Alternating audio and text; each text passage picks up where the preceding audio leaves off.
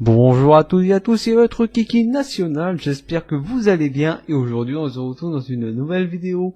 Aujourd'hui on va parler d'un logiciel que vous avez très certainement connu pour la plupart. Je parle bien évidemment de Windows Movie Maker. Dans cette version assez spécifique, nous allons parler de la toute première version publiée en 2000 avec Windows Millennium. Voilà, donc si vous attendiez à ce que je parle de Windows XP, eh bien c'est raté. Oh merde! Oh c'est con ça! Bref, pour faire le tour du propriétaire, eh bien je ne peux pas mettre de texte. Donc le texte que vous verrez dans cette vidéo, ce sont des images au format JPEG qui auront été inclus. Ouais, je sais, c'est triste, mais c'est comme ça. Parce que tout simplement, les textes, il y en a pas. Les images PNG, ça ne marche pas. On est obligé de mettre du vieux JPEG tout pourri. Ah, c'est pas possible. Bref, je pense qu'on va vite se faire avec cette vidéo. Voici un enregistrement vidéo réalisé avec une résolution de base de 1600 par 900 pixels, qui est la résolution native de mon écran, réduit à une résolution minuscule, un taille post-it pour ne pas vous le dire, en 320 par 240, qui est la résolution maximale que peut sortir Windows Movie Maker.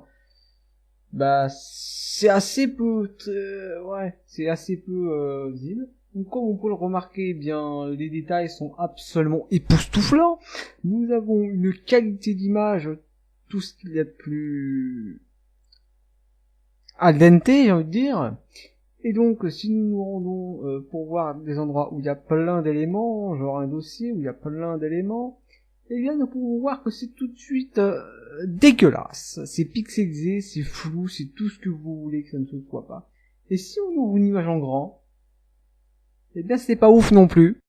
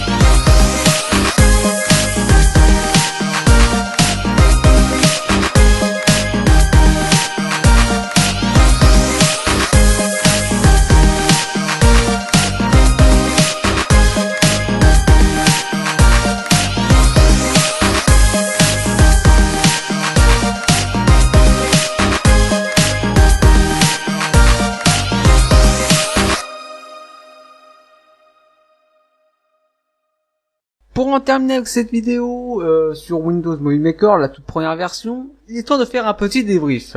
Pour cette version de Movie Maker, c'est très important de noter qu'il n'y avait pas grand chose, mis à part sa fonction première qui est de mettre des rushs vidéo de son caméscope qu'on aurait capturé, je ne sais pas, en 2000 par exemple. Ce qui est déjà largement suffisant, on va pas se mentir. Après, pour ce qui est de la personnalisation, c'est un peu moins le cas, étant donné que, il y a pratiquement aucune option supplémentaire autre que mettre des vidéos, mettre de l'audio, oui, ça se limite juste à de l'audio et des vidéos. Et heureusement que la version qui suivra avec Windows XP intégrera quand même beaucoup plus de fonctions, parce que il manquait cruellement d'options sur cette première version Movie Maker, et heureusement que les prochaines auront ces options. Néanmoins, c'est quand même déjà une bonne première, surtout à une époque où Microsoft devait répondre face à iMovie d'Apple. Et c'est sur ce que cette vidéo va se terminer. J'espère que celle-ci vous aura plu. Si c'est le cas, vous pouvez vous abonner, mettre un commentaire, cliquer sur le pouce bleu et mettre cette vidéo en 240p si vous voulez encore plus de qualité.